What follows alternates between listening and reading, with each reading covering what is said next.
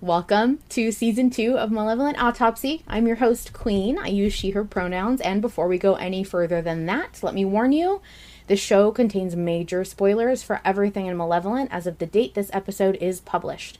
We're going to dissect the patron votes that drive the story week to week, so grab your scalpel and let's begin the autopsy. I'm here tonight with the wonderful, illustrious, incredible, amazing, super prepared Vol Control. Would you like to introduce yourself and tell me what part of Arthur's body you control? Howdy, hello. I'm Vol Control. I use he, him pronouns, and tonight I am controlling Arthur Lester's femur. Femur. That's a good one. Because I feel like he's probably got some phantom pain in his femur anytime Kane's around. You know what? Yeah. It's like people whose joints get sore before rain. He feels Kane coming. I have a tingle in my femur. Yeah. I have a cane-based tingle in my femur. That's funny. I love that. Would you like to give us our chapter summary, Vol? I would love to. So, we are on chapter 258. In this episode, though John is hopeful that they could revive Antoine, Arthur decides against it. It's then that Arthur and John make the horrific discovery that the Blackstone really was the friends we made along the way. Yorick finally pipes up to try and tell them to pipe down, but it's too late. Everyone's favorite blood-spattered maniac is here, and he even brought his own piano. Lilith appears, but Kane doesn't let her get a word in edgewise before he yeets the hand of malevolence from our bag, freezing her in place. We get the inevitable Yorick betrayal, and worse still, Kane countermands his identity with a choice of his own to crush our favorite little yapper. Kane has another wager for us, but the question he asks is, "You or me, Artie? Who's gonna dig the Blackstone out of your boy? Antoine, was it?" Ugh. And he doesn't just ask once. Public viewers won't know he asked twice. Because he took out Booth John. He changed the channel frequency, took over, and repeated the question. Yeah, we've barely had Booth John back for barely at all. He's been out of the recording booth too much. I miss my boy. I miss my Booth John. I know he's not really a character, but he's become a character in my heart. He's just getting lots of vacation time this season, that's all. He's hanging out with my favorite in Spain. Yeah. That's where he keeps going. He's checking on our guy. Okay, we are going to keep the chat about the chapter itself pretty short because we have so much to cover. However, I want to know your top 2 notes, Vol. Well, there were just so many Kane quips, and one of the ones that I don't think really got brought up in the many, many wonderful messages that we have to listen to today was the meta callbacks to certain lines, like when John says he knows what a wager is, and Kane's like, "Oh, that's good, that's very good." And then a little bit later, he says, "Entirely his own." That's the line. Yeah, that's the line. And I just thought, I think those meta quips are so funny. Yeah, I really enjoy when Kane comments on the structure of the story. The way that he can tell these are lines that have been written and are being said really pleases me. And then my other favorite thing, as always, when Kane's around is the new nicknames, pet names he has for John and Arthur. Sunflower, Sunshine. Iconic.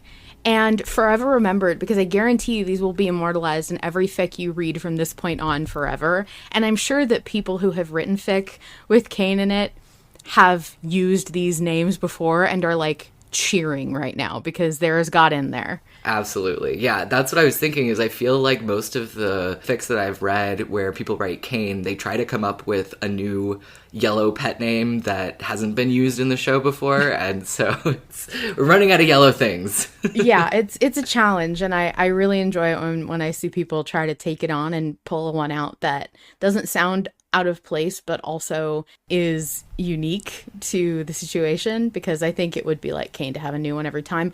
Or maybe if we get to see him again in season 6, I'm going to do a called shot that if he's in season 6, to the extent that I think he will be, he will make a comment about running out of names or not being able to come up with more, or he'll drop the thing and acknowledge that it's getting difficult to find funny, clever yellow names. I think that's a great space on the season 6 bingo card. The couple of things I want to touch on are more about the atmosphere and the general patron vibe around this time.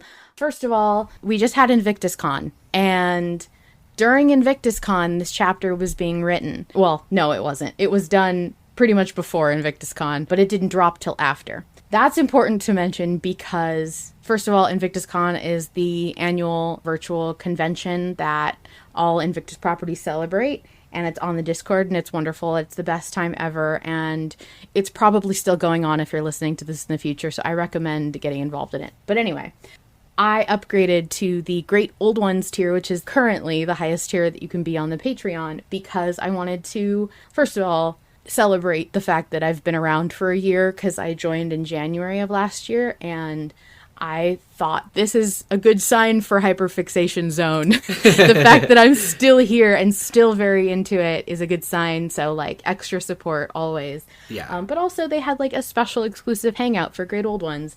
And I wanted to be part of that, honestly, to be nosy, because I'm nosy. I was so jealous that you got to go to that. It was genuinely the best part of my con. I'm not trying to make anyone feel bad or brag or anything, but it was definitely worth all of the money because I did have to pay annually. Patreon didn't let me upgrade monthly. I had to do it annually, so it was a lot of money to fork up front. However, just that hour and a half alone was super worth it because we got to hear Harlan read some of this chapter live before it even dropped to the patrons. Wow, that's crazy. We got to hear him voice act and watch his face as he does it, which is the biggest trip because that's kind of always what I've wanted to see. Because he does it on Spooky Stream so seamlessly. And I've always imagined that he's got to be doing faces, right? No. Right. I mean, he emotes, but it's barely what I would have imagined, right? How far into the episode did you get to hear? So this drives me nuts. It was the first couple of minutes. It stopped at around, like, it couldn't be, where John is realizing that the Blackstone is in Antoine.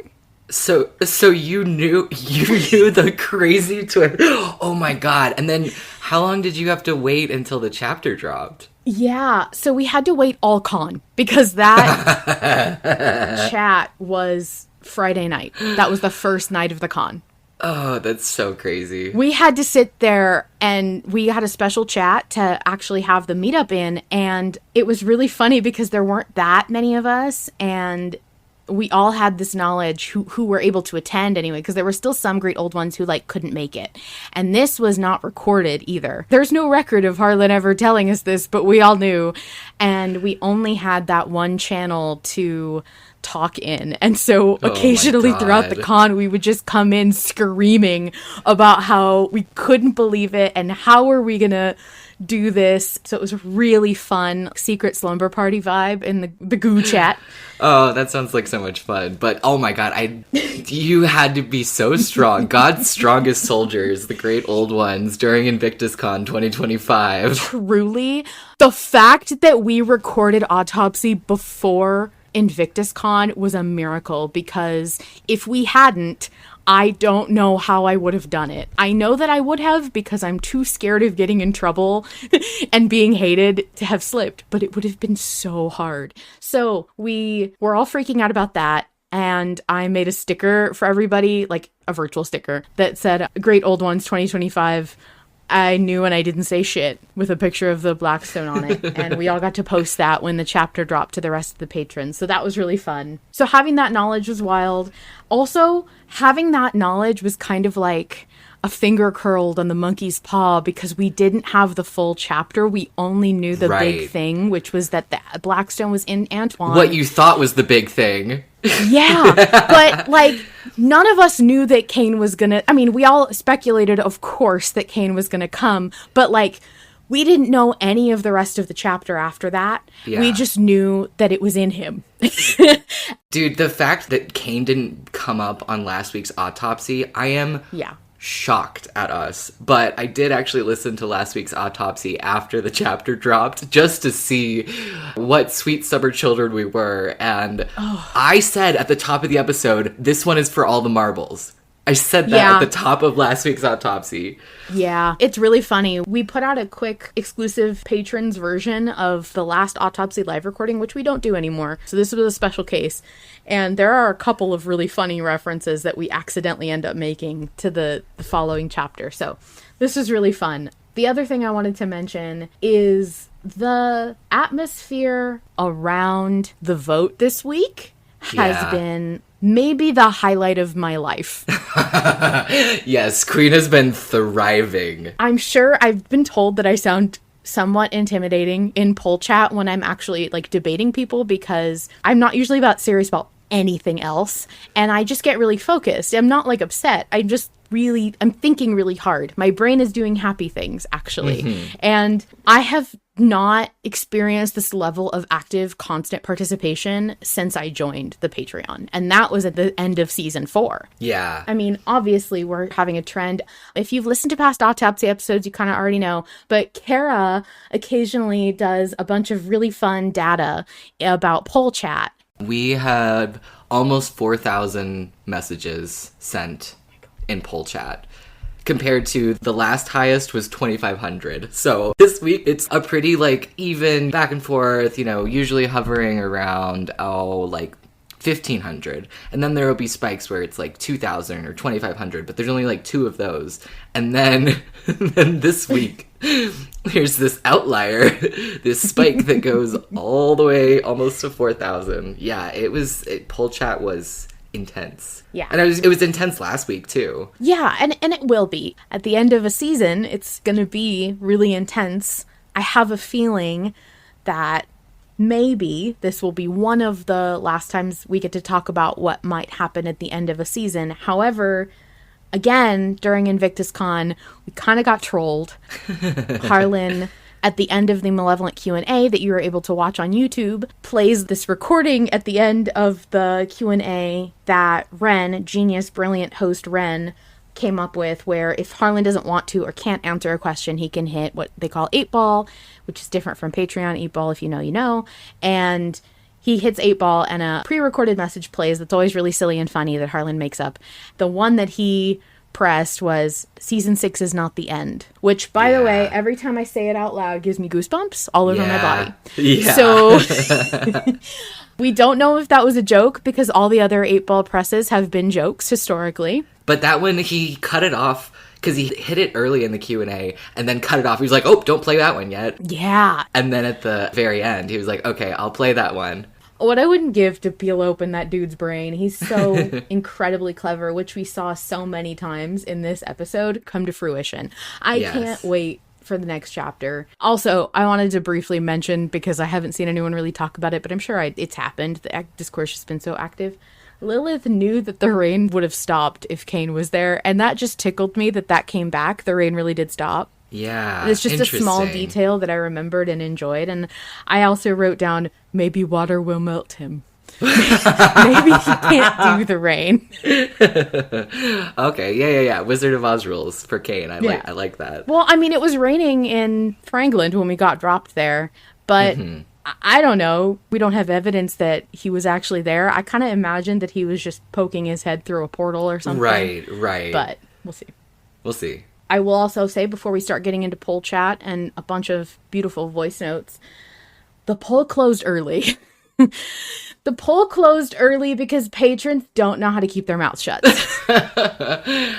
Yeah, honestly, I think it's kind of fair. If we're going to use the privilege of a direct line of questioning to Harlan and Joe, especially when the stakes are this high, we got to use it sparingly, you know? He's never done that before. I'm not whining, I'm not complaining, but this is not something we knew he could do, which sounds stupid because it's his show, he can do whatever he wants.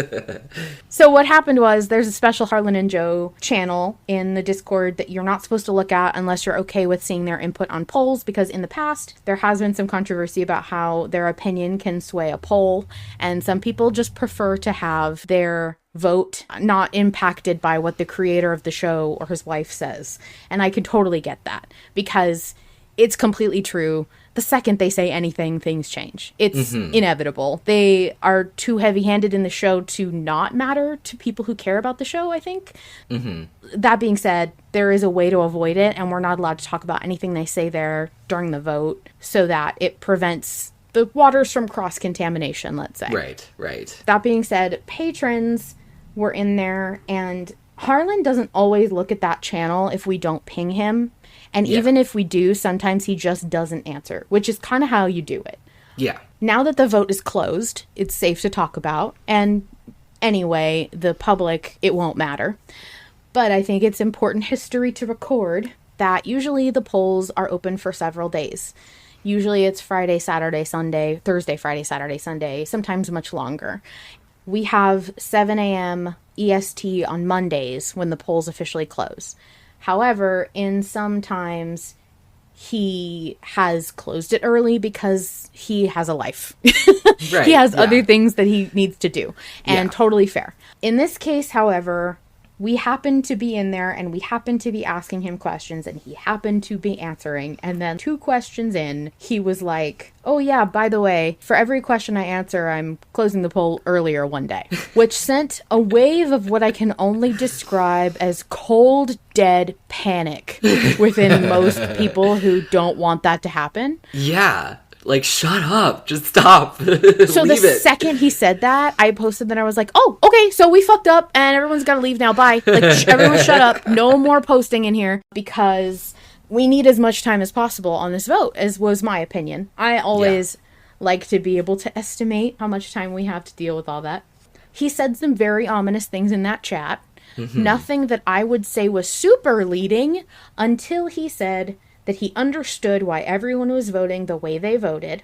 And he also said, the way it currently stands, it would be fun for him, but like only him. Yes. What I think Vol and other like-minded folks were speculating was that it means that Arthur will have a really bad time, but it'll be a really fun soundscaping experience, and it'll be cool and interesting because Harlan's a good writer, and no one's objecting to that. However, I wanted to posit that it could very well mean that we don't get fucking anything. It could very well mean we skip all of the fun soundscaping, Kane just explodes a guy, and we move on because, this is my theory, this isn't the interesting part. This isn't the interesting part of the season or chapter. Yeah, but if it's gonna be fun for Harlan doesn't like doing boring shit. He likes doing the interesting thing. And so I think that means that this is going to be the interesting outcome. I don't agree. I think he's more excited to keep moving. I think he's more excited to get to other shit and be done writing this chapter than he is to write a gory soundscaping with Kane. Especially because he knows as well as anybody that Kane can be overdone, and the longer he's in a scene, the less time you have with him. Right. But yeah, that's what I'm saying though. Like, it's gonna move on to something interesting. I am not necessarily here for the soundscaping. I know that a lot of people have kind of, bolstered their vote with, oh, it's gonna sound really cool if we do this or if we do that. Right. But I think that if Harlan's gonna have fun with it, I think it's gonna be the more interesting option. That's my take. Look, these are all theories about a man, not a fictional story, so I'm interested to see how it pans out. Absolutely. I will be, of course, as I feel like you have to have a patented Malevolent branded disclaimer that says I'll be happy no matter what. Yes. Everyone's going to be happy no matter what, guys. It's a good story, and we all like it. There's no way we can lose. Yeah. However, I have 1 or 2 percentage points where I would prefer one option over the other. So that's where I'm coming from. I also want to read out that he did say that he understands where people were coming from, but maybe we're overthinking it, or maybe not overthinking it, but not truly understanding where Arthur is standing. And that was to discredit my own side. Spoiler alert, I have a side. That was in response to somebody who voted do it yourself. So the thing is, he has said things in this chat that are contradictory technically if you are taking it at face value. So we'll see how things shake out. I think it's going to be very interesting to see what happens next, purely because I want to know what all of this shit meant. I want to know what he meant by all of this. We've said before that things that are very obvious to Harlan are not always very obvious to the listener, especially since we're so in the dark during the votes. It'll be really interesting. I'm sure it'll be an, aha, that's what he meant. Okay, so let's talk about the vote. Like, proper talk about the vote. Yeah. The poll for this week was do it yourself at 42% versus don't do it yourself at 58%, with a total of 372 votes logged. Now, that was how it stood at 7 a.m. today, Eastern time, on Friday when we're recording this, where people were still confused about whether or not the poll was open, because I think people thought that Harlan was joking. Well, and people vote on the polls after the vote is closed, even when it closes at the normal time. Yeah, like right now, I'm sitting in front of the poll, and it's 6, 7, 8, 9, it's 9:30 Eastern right now, and the poll right now is at 382 votes, and do it yourself is 42, while don't do it yourself is 58. So things can change retroactively. As Vol and I experienced when we first listened to the show together, we were scrolling the Patreon, we wanted to click on our vote, like we could have voted, right, so that we could see what the outcome was, because we didn't understand that it was like how people had voted retroactively. So definitely people are going through and clicking on these long after the polls are closed. You will not get accurate numbers unless you check the wiki, or if you're a patron and the show is running the wiki channel or like poll chat, because we will have the accurate numbers. It was an up and down fucking roller coaster in that poll chat. Yeah, this was a really crazy week, and people were really, really passionate about getting a flip campaign going, because I want to say that Don't Do It Yourself did start to pull ahead pretty early on, but it did have more of a lead until people started discussing and going back over, and some people flipped, and there was a lot, almost 4,000 messages in 3 days or something. So yeah, it was crazy. It was also very charged. And I want to say, again, everyone who has been in poll chat for longer than a vote, I would say, I think you have to be here for a few votes before you get the vibe. Nobody's actually mad at each other. Things get heated and passionate, but that is not a bad thing. It is just kind of inherent to a debate.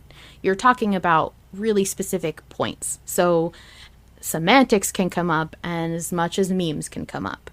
Yeah. And it's a very, very active and long-winded participation in poll chat can leave people winded a little bit, and there was definitely a lot of movement in there's a lot of fatigue. Yes. I think my eyeballs are still tired from watching poll chat this week. Yeah, and there's a lot of really fun things that come up, like you start to see patterns in the way people vote and how they feel about it. And you definitely start to see things like, I don't want to be responsible for this vote or the outcome of it, so just someone tell me how to vote so I can blame it on them if it goes wrong. Right. Or bribe me, or I'll bribe somebody. Yeah, people will bribe with art or memes or writing fic for people. It's really fun. It genuinely is a super fun activity if you enjoy that kind of thing. It's not for everybody, and I don't blame anybody for not being involved, but this podcast was made because I loved the polls so much. Right. So obviously it's a major thing. But Vol, yes, what did you vote? I don't know. I voted for Don't Do It Yourself, and my slow poll argument was really short and sweet this week. It was just the fuck you, I won't do what you told me gif. And I see this as a pattern of behavior of not listening to powerful beings telling us what to do, and I want to continue that. I also think that not doing the action that Kane is telling us to do, or trying to tempt us to do, trying to lure us to do, by a sense of maybe morality or respect or dignity for Antoine, I think that takes away any opportunity or time that Arthur might have to do something. I think if Kane is hyper-focused on his present, on the Blackstone, getting it out of Antoine, even if that only takes a few seconds, I feel like that still gives Arthur a chance to do something else. Like I was saying last week for the don't use the talisman, we don't know what Arthur is going to do if he does not use the talisman.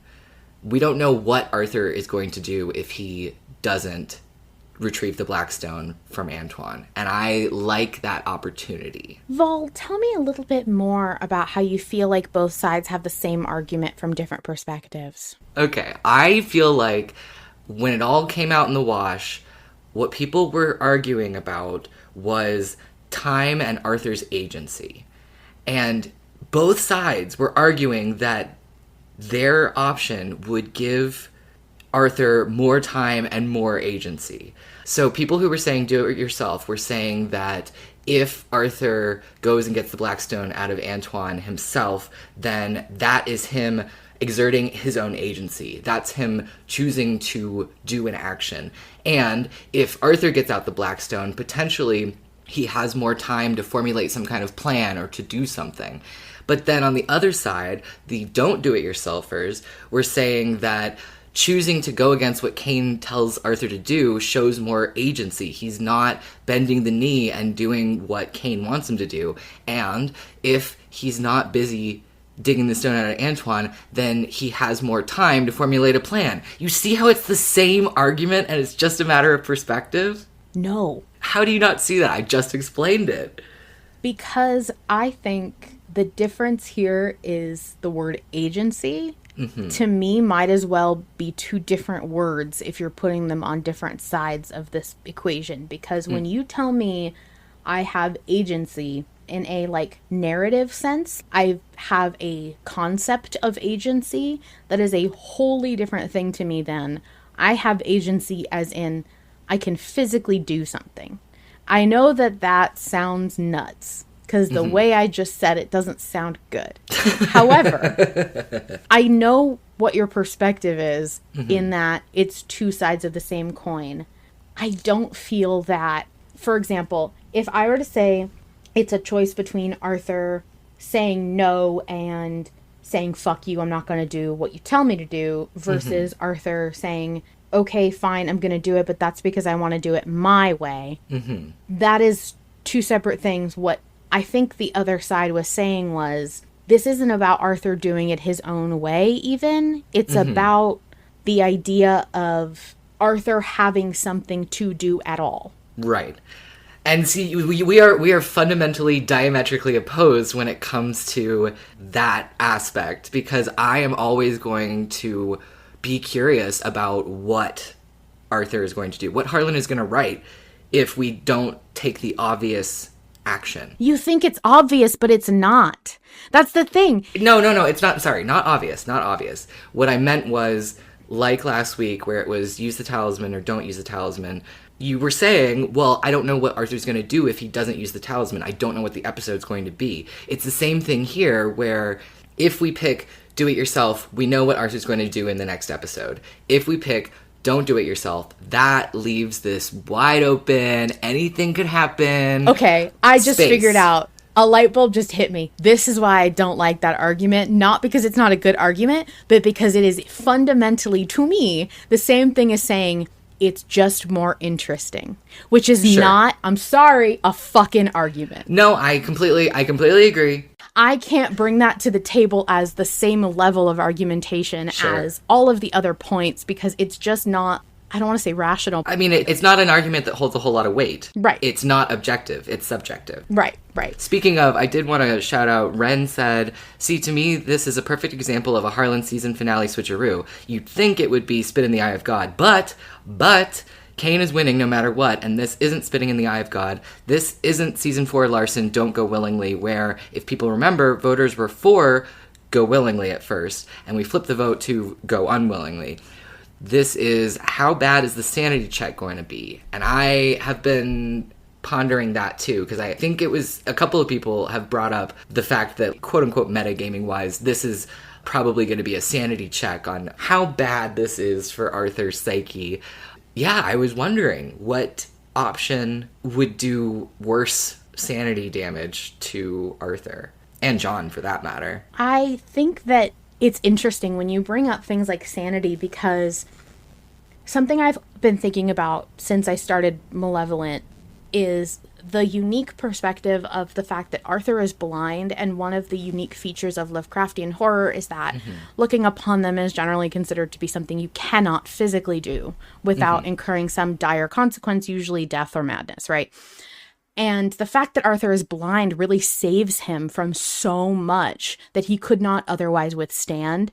And so I'm really wondering if you're talking about sanity checks and you want to get that granular about it, how much more or less sanity is it going to cost Arthur when he doesn't have sight to begin with? I know it would be difficult to like have him physically do the autopsy. She said it. She said it. She said the thing. However, I feel like it's also going to be just as bad for Kane to do it, given that Kane really enjoys making Arthur and John suffer.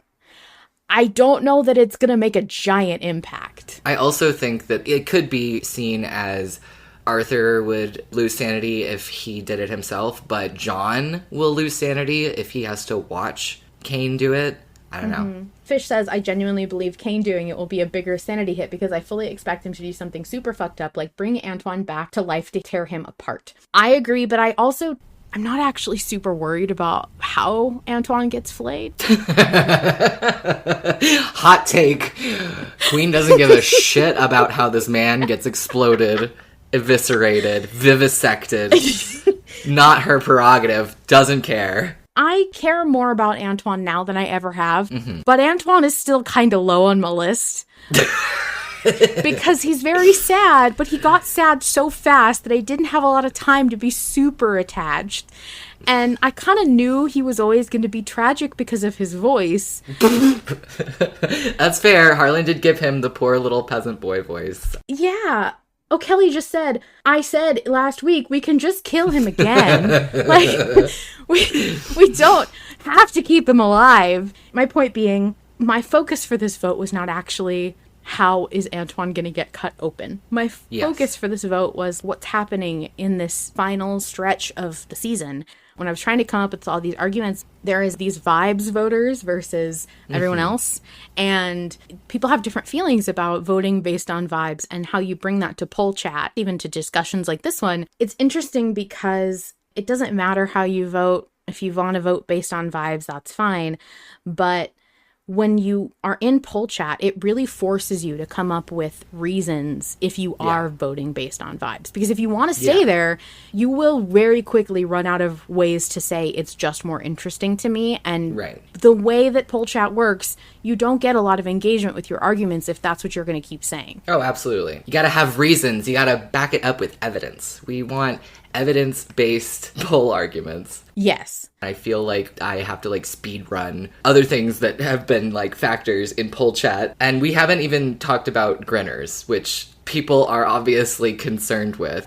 There's a lot of blood involved here. I assume that Antoine has blood in his body. And there were jokes about the Blackstone being vacuum packed or it's in a little sandwich baggie, it's fine. There was a lot of talk about a lot of different factors. My eyes glazed over every time I saw things about the Blackstone itself because, frankly, I'm not even there yet. I can't even think about the Blackstone. Yet.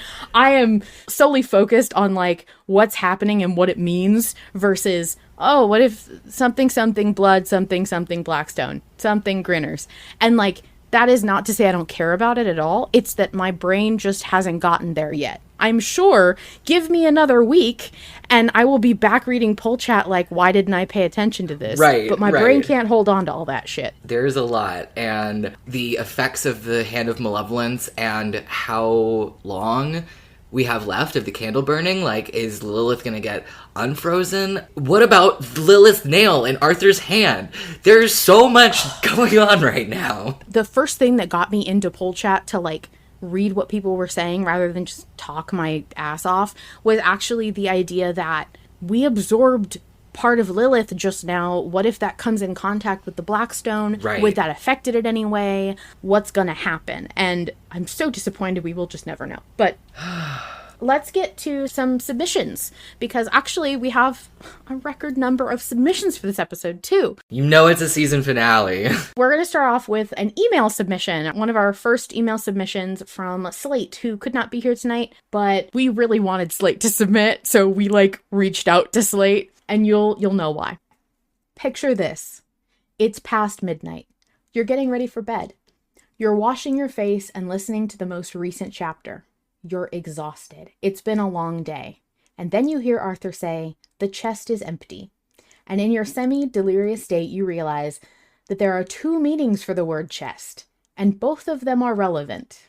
You fumble with your phone, adrenaline coursing through you, frantically opening up Discord to message the only person you know who would hear you out. Luna. Wait a second, you type. The latest chapter. The chest was empty. The Blackstone wasn't in the chest, but Antoine keeps scratching at his chest. Hear me out. We gotta gut Antoine for the Blackstone. You reread their messages. Delusional, reaching, you add, because you know how insane it sounds. Lo and behold, she believes you. Not only does she believe you, but she believes the theory even more than you do. After all, you know how late at night it was when you came up with it. Luna shares your theory with the server. No, it simply cannot be, they say. It's too big. It would be covered in blood. Antoine would be a grinner. But you know in your heart of hearts, even if you dare not speak it aloud, there is a big rock inside that pathetic peasant. My dearest malevolent friends, I cannot explain to you the pure joy I experienced when I heard John begin to describe Antoine's chest. I leapt from my sofa. I punched the air and cheered so loudly I had to rewind to re-listen to what I drowned out. I frightened my dog a bit. I am still riding the high of that night. Don't let your dreams be dreams, folks. Air out your crackpot theories. You never know when Harlan's going to change the game. And think of Luna and I fondly when Kane tears that poor guy apart next week. With unironic love, Slate. Slate and Luna have been so vocal about this theory that when the episode dropped, so many people were tagging them. It was, oh my god, I could not believe it. I could not believe that the fucking Kinder Egg Blackstone theory was right. I had to get up. I had to get out of my chair and walk around a little bit because what do you fucking mean? What do you fucking mean? Like, what? Like, I genuinely was in shock and I couldn't even do it. Like, I couldn't put that anywhere. Like, I couldn't go to this whole server and scream because it was just the goose. Yeah. I'm so lucky that Luna was actually there because Luna's Incredible. reactions were always in all caps and always really big and in bold font. And I bet you if Luna had been physically present, it would have been screams. Yes. So, speaking of Luna, we have a voice message that I'd love to share from Luna. Hello there, this is Luna Maria. She, they pronouns. She is fine though, so is Luna, whichever you prefer. But this isn't about me, this is about the Blackstone, and the fact it was in Antoine's chest. Even though everybody was telling me, Luna, that's not possible. Luna, it's too big. Luna, it's too bloody. Luna, it'll mess him up. Weirder things have been inside people, but anyway, I'm here to tell all the haters. No, I'm not going to do that. That would be really funny. I'm actually just really excited we were right because I think Slate also turned in a submission that was like, they came to me at about like quite late and was like, hey, what if this is wordplay? And I said, holy shit, dude, holy fuckity. I was so stunned because I went back and I noticed John posits the theory originally as maybe it's in some kind of chest. And then from there, Arthur and John just run with it. They see a chest on the carriage and they run with it. And it reminds me of what Harlan said in a commentary once, which this is not a spoiler, but he just said that people tend to take the characters at face value for what they say. And so I started to notice that the characters in Harlan are so good with wordplay.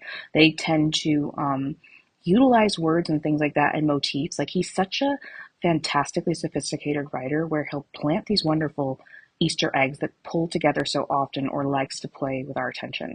So I was so convinced that this had to be inside Antoine because he kept emphasizing chest, he kept emphasizing Antoine's chest, he kept emphasizing the word over and over while still hiding the visual from us. And I've started to notice that's a pattern in his writing where he'll do double entendres or double meanings and want us to do the puzzle where it's like there could be a very obvious answer, but there might be another with his writing.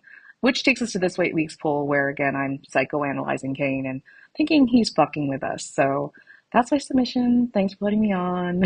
Bye. Thank you, Luna Maria.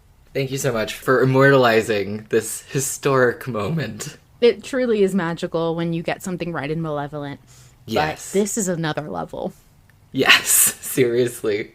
I love when the crack theories turn out to be relevant, if not completely 100% right. And honestly, I saw that theory so many times since it became a thing, apparently. And I literally just thought it was a joke. Like, Yeah. I just thought that these people were running with a bit really hard, because that's happened before. People wanted Arthur to fucking swallow the ring. Yeah, the Eat the Blackstone has been a very popular shitpost. We always keep wanting Arthur to eat inedible objects for some fucking reason. I don't know if that's somebody else's horror thing, but I don't think that's Malevolent's vibe. Yeah, Ren said apparently we could have had Arthur eat the Blackstone. Anyway, I loved that. Thank you guys for submitting, and congratulations on being the rightest fucking people. Right. We have another voice message from a very special friend. Hello, my dears. This is Ocelli, she, her. I have a lot to say, so I'm going to attempt to cram this into a minute and a half. Here we go. Antoine Defoyle, Blackstone Kinder Egg, my beloved. It was a joke to me for about 10 minutes until I actually looked into it and the evidence was right under our noses. Clearly, he's got that itching in his chest. Poor babe has stitches that are horrifically infected, and I can't imagine the discomfort of that combined with the sickness that he gained later. But take this quote from Lord Everard in chapter 247 regarding Antoine during his introduction.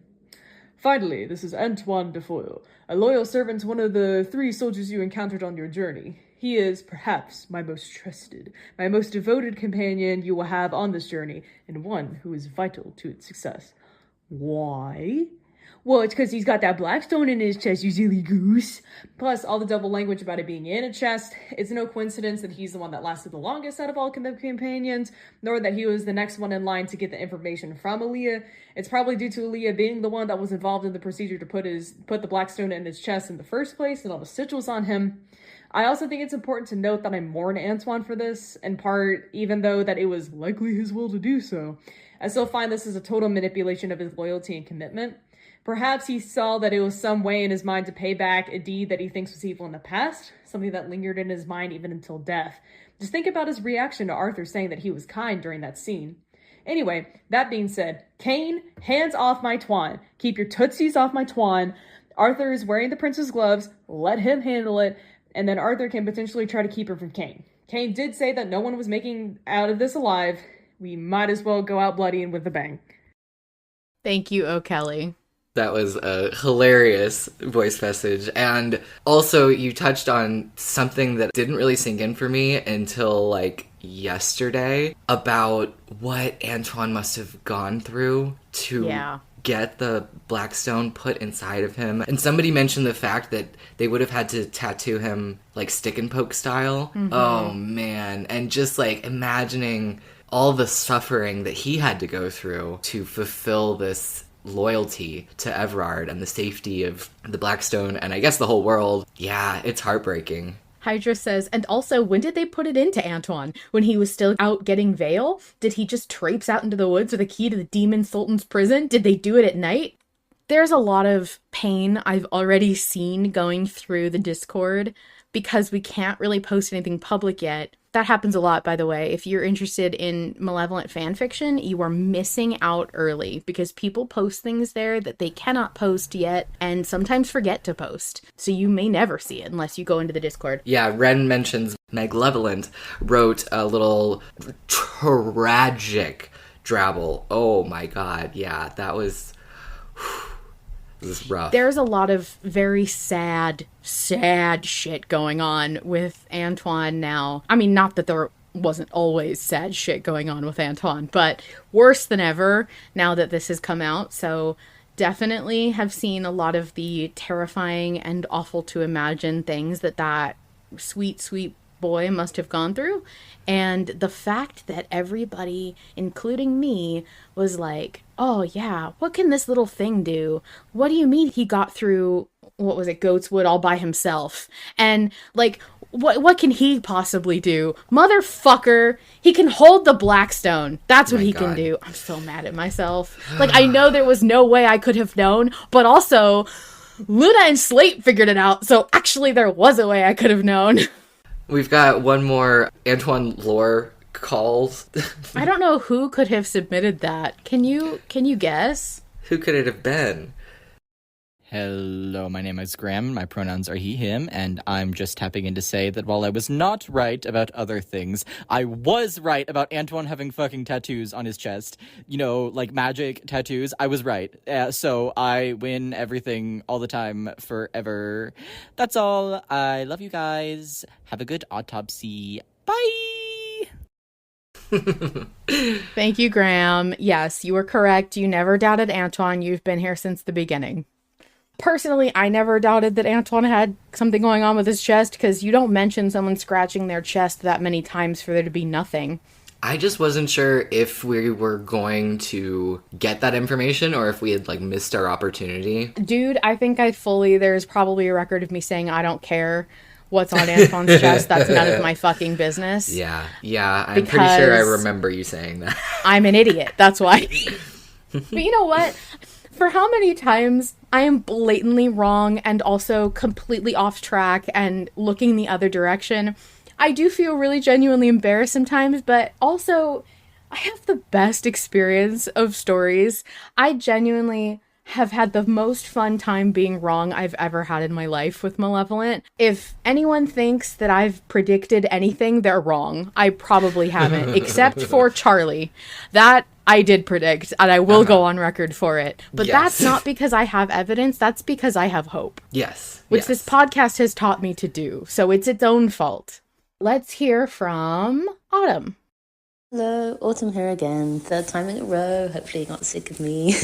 Anyways, oh my god. Oh my fucking god. If you've interacted with me for any amount of time, you'll know how not normal about King I am. Suffice to say, I'm losing my goddamn shit. This is the first time I've been around for King in the patron chapters, and I'm having the time of my fucking life. Anyways, to the vote. It should come as no surprise to anyone that I want Kane to tear Anton apart, like, so badly, and I'm totally not biased. To actually give some legitimate points, though, firstly, you think of the audio design. Tasty. I made it to be weird like that, though, but come on.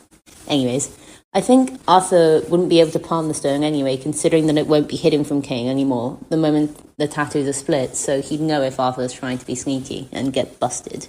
And also, Kane might make Arthur take his gloves off to cut open Anton, because he's a bastard like that, and he wants maximum John suffering, which we don't really want, to be fair. So, let's not do that. And then also, Arthur absolutely has blood on his hands, and if he doesn't, he's going to get them very bloody cutting open Anton. So what if touching the stone turns him into a Gringer? Which would not be good. And possibly the most important point, in my opinion, what if Kane can't even open Anton's chest and needs Arthur to do it? If we tell him he can get the stone himself, it'd force him to show Arthur that he physically can't without his help. King is quite literally doing exactly what Lilith did to us, not even a few chapters back, making us open a chest, in air quotes, containing a black stone for him. He's just going about it in a different way. Anyways, these are my thoughts. You should vote King, for me, specifically. See you later. Bye! Thank you, Autumn. I appreciate it. Autumn brought up yet another factor in this whole thing that we haven't even touched on, is that some people think that Kane won't be able to touch the Blackstone or get the Blackstone, and so he's trying to goad Arthur into doing it because he physically can't. There's so many moving parts. I want to say that was the first huge wave that swept the poll chat, was people mostly saying he can't do it. It's a bluff, he can't do it. He needs Arthur. And if we say no, we're going to prove that he can't do it and he needs us. I maintain that is not the case. I just talked about how I can't predict shit, but this isn't really a prediction, in my opinion. This is reading the room, not you're wrong if you don't believe me. But I'm saying this is an interpretation I have made of the text, not quite a prediction. I don't think Kane needs us. I think that Kane likes to fuck with people. And that is all this choice comes down to, is Kane fucking with people, including us. He's aware of the votes. He's aware of voters. Right. I also think that it is a compelling argument because you cannot prove a negative. You cannot prove anything without the vote being that outcome. Yeah, and early on in the vote, I definitely made a point to say, like, we are no longer keeping Kane away from the Blackstone, or the Blackstone away from Kane. That's not the vote. There is no way that I don't see Kane getting the Blackstone one way or another in the next chapter, maybe. So I don't think that it should be a factor in people's opinions about what the right or better choices. There's never a right choice. There's a better or worse choice. And sometimes not even that. Sometimes it's just bread or cheese, which, I mean, bread was obviously the right and correct choice. But I do think that it brought up a few really good, well, not conversations, but passing comments that didn't really get delved into, probably for better, about the messages of the podcast and what it says about hope and spit in the eye of God and these really kind of overarching themes of Malevolent and how some of them collide with each other and contradict each other. But first of all, I would say that's because that's what life is. It's a lot of contradiction. But also, I think this vote, it almost feels like we've walked this really well-trodden path of knowing exactly what to do.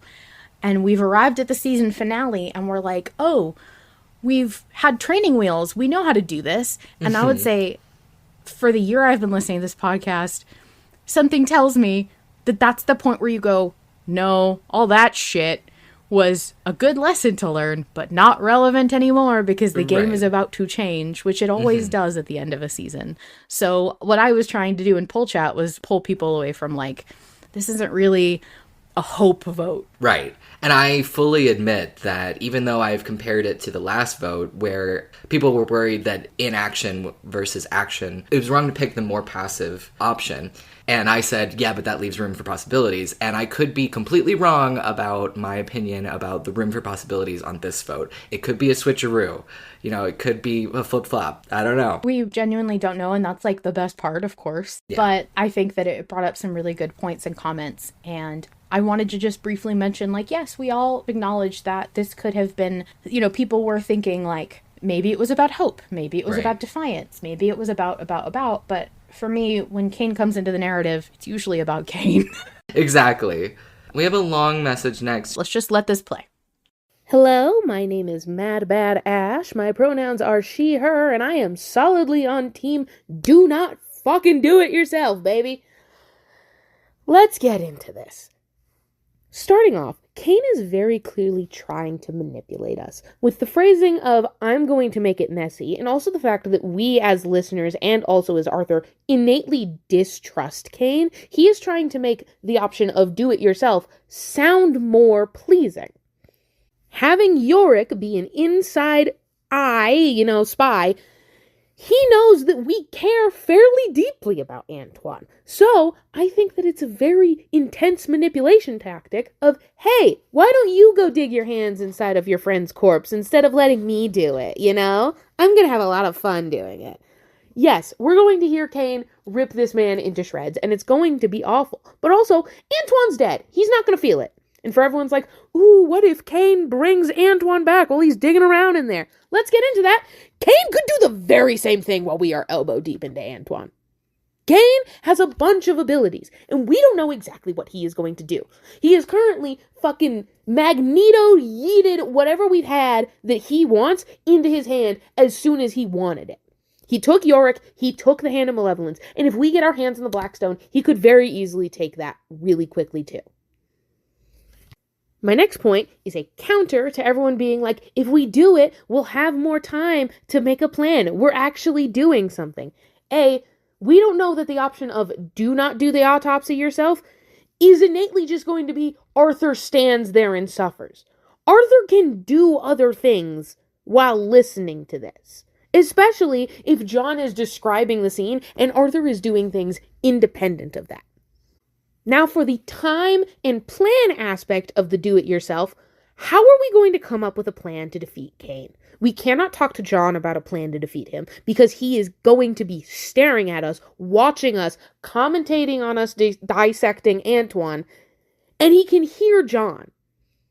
The last time that we made a plan to kill a monster without John's assistance, we knew weapons that we had against that monster. We knew that the flute worked against the Larson mine monster. We knew that that was a tool we could use. We don't have a tool against Kane.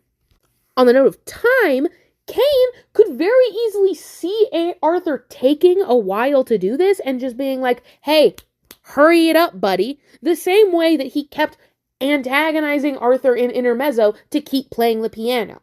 If we stop to let John describe Antoine's body, yeah, Kane might let him do it because, hey, I enjoy your suffering, but he might also force John to shut up and make us hurry up so that way he can get the stone faster. Time is not something that we'll have control of if Cain is watching us directly.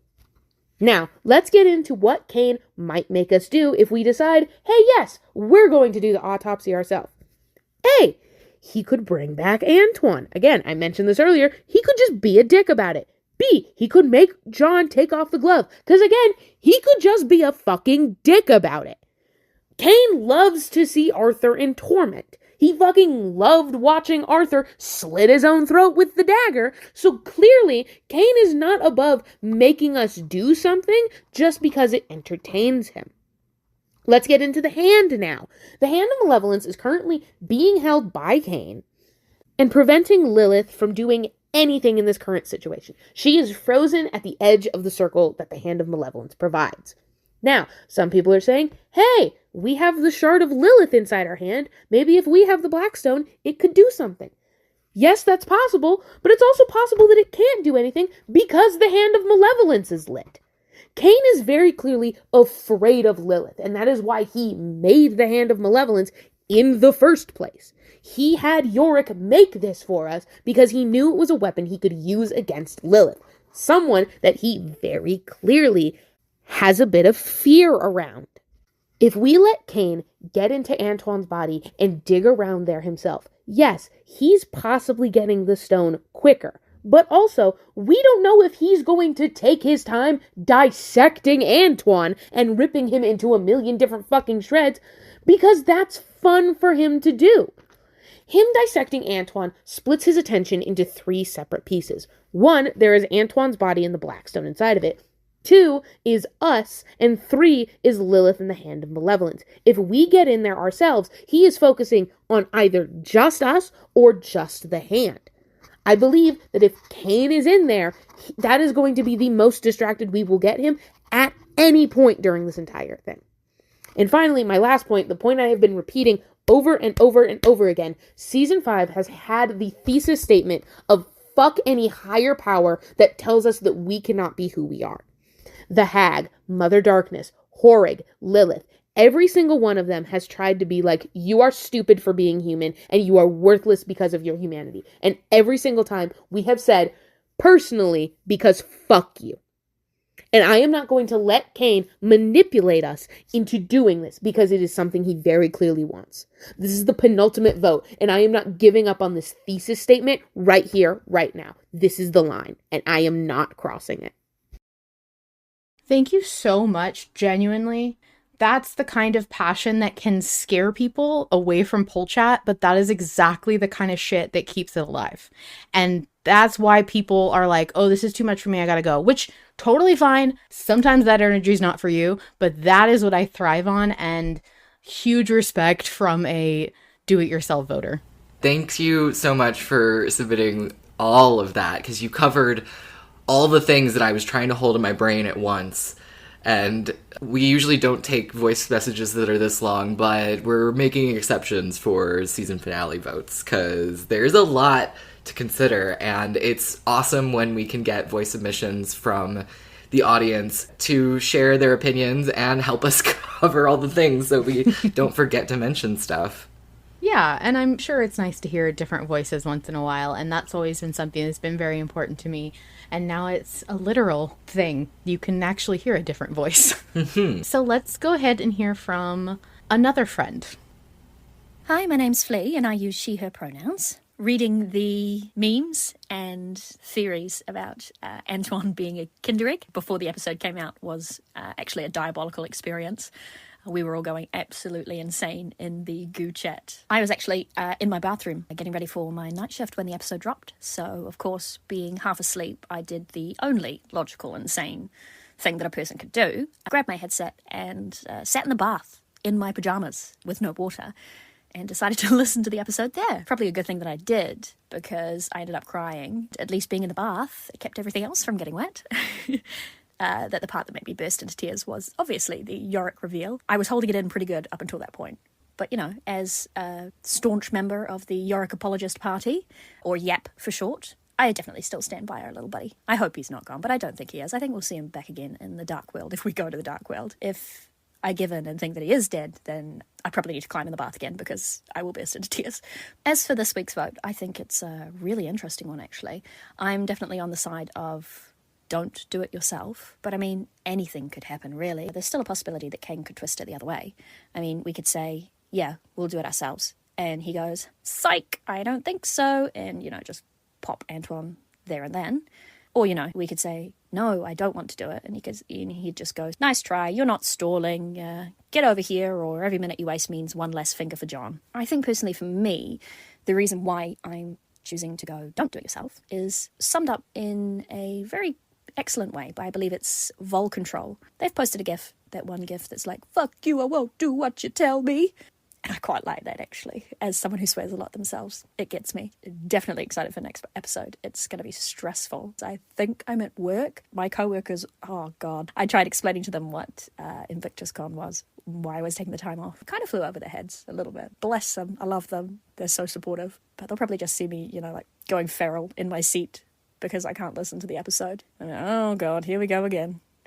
So, very much looking forward to it. Thank you, Flea. Really appreciate your submission, and you are such a star in the server. We love you and your memes and everything you bring. Imagine my shock when I listened to this voice message and Flea mentioned me. I was like, what? My GIF made it to someone? Someone was impacted or felt resonated with my GIF. But I also feel bad because we've barely even said R.I.P. Yorick this entire episode. You know what? I think my relationship permanence ruined my relationship with Yorick. He was gone for so long, I've forgotten that I liked him. And I kind of just went, oh, right, he died. But I also feel like, it is already well established that the Vanguard isn't the entire vessel. It's like carried in a piece of the vessel. So hopefully we can go scurry over and pick up that tooth. And... We'll meet him and John by Corpse Mountain or Horpse Mountain. Mm-hmm. Yes.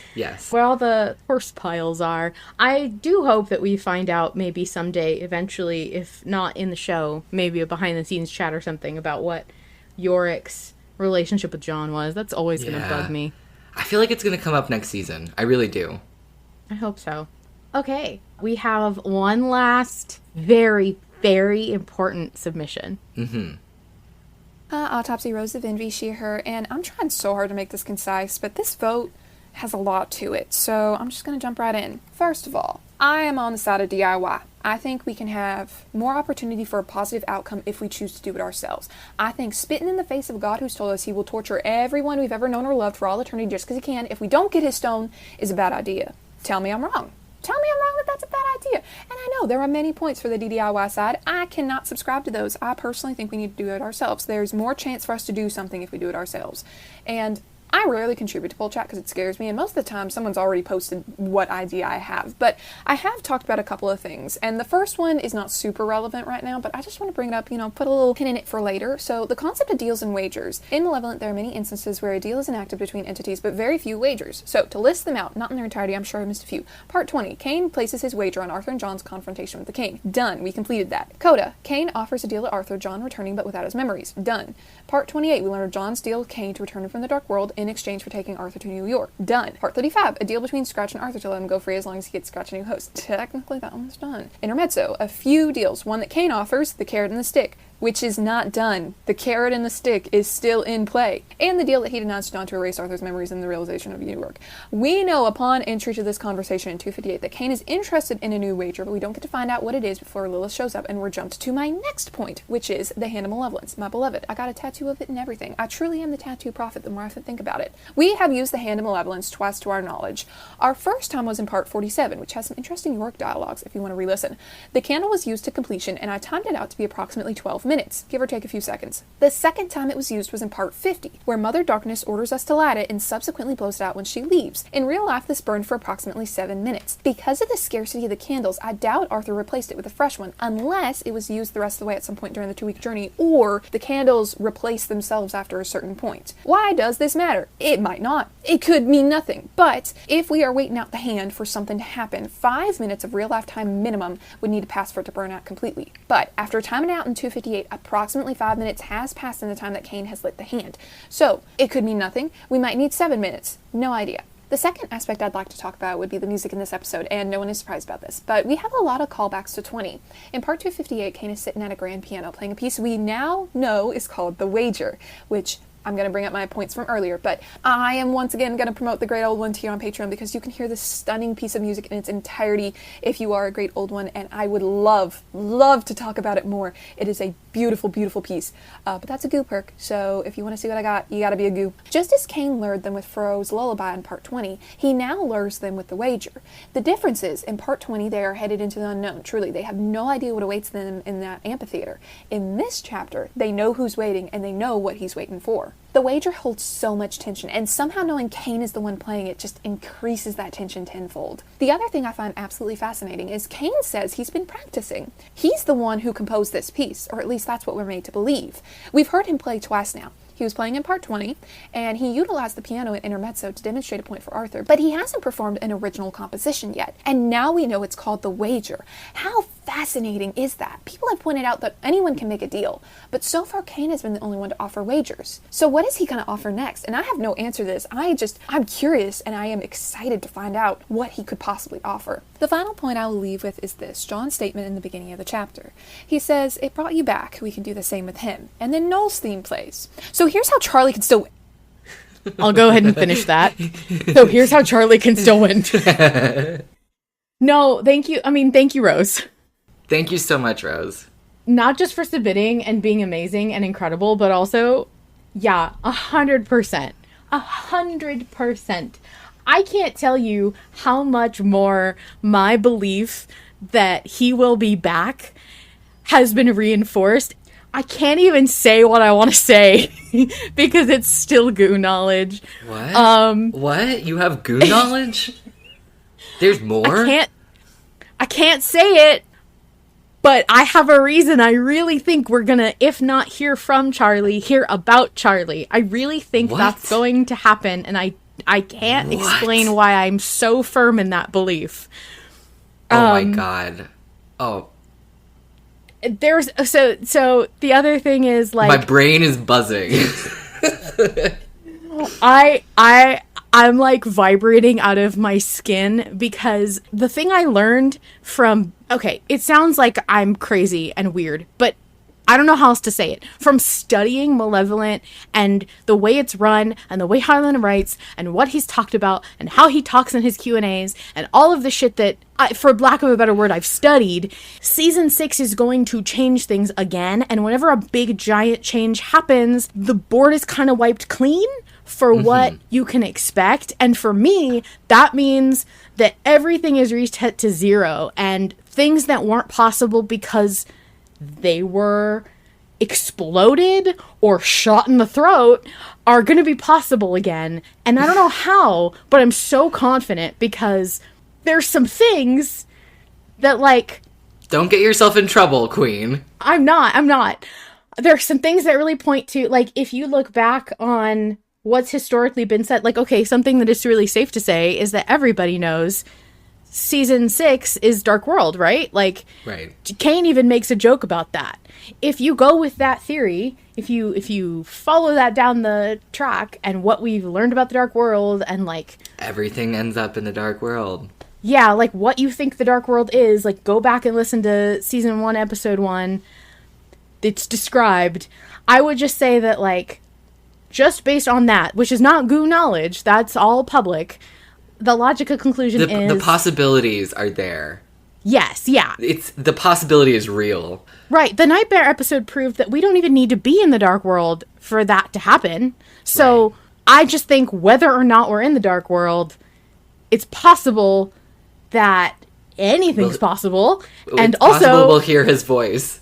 that Charlie will either come back or be mentioned or his voice will be there. It just happened, right? Like, Yeah. my job and everything they came after. He was there. I wasn't crazy. He could do it. That's all I really want. Just the potential. Just the potential. I just want his voice back. I want to hear him. And I know that was just like Arthur's subconscious, but he was there. For me, he was there. Anyway, I am so excited for 259. For everything. For 260, for 259, for the potential of an interstitial episode. Yeah. That would be cool if we got like another coda, intermezzo, whatever. Yeah. We've theorized about that, right? Yeah. I don't remember all of the terms, but I am really interested to see what happens next. I mean, I know I always say that, but when the stakes are this high and anything could happen, I'm like especially eager to see what Harlan brings with the next chapter. Yeah. Thank you all for coming. Thank you, Vol. Happy to be here. Thank you, of course, to Harlan Guthrie, the sole creator of Malevolent. You can find everything official at linktree/Harlan Guthrie. Without his labor of love for a story he wants to tell, we wouldn't be here.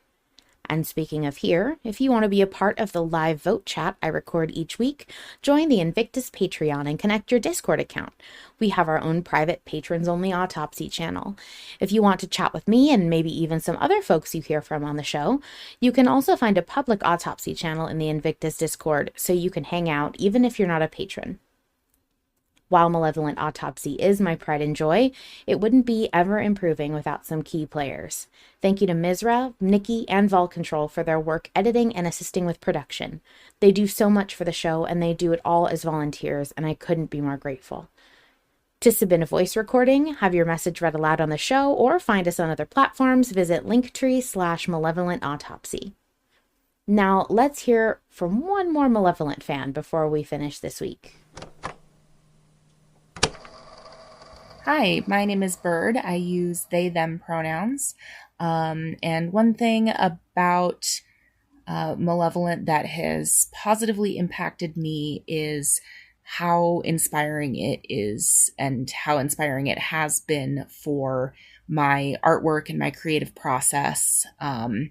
I, previous to listening to Malevolent, was in a pretty massive art slump that lasted several years. I just didn't have a whole lot of passion to create anything. And then starting the podcast and getting really into it, I felt new fire to create that I had not felt in many, many years, even previous to the burnout. So that's very special to me. And I'm very grateful to have found the podcast and the community, and everyone is just so supportive as well towards the artists, and that's super duper important. I love it. I'm your host, Queen, and I'll see you next week. The horrors persist, but so do we.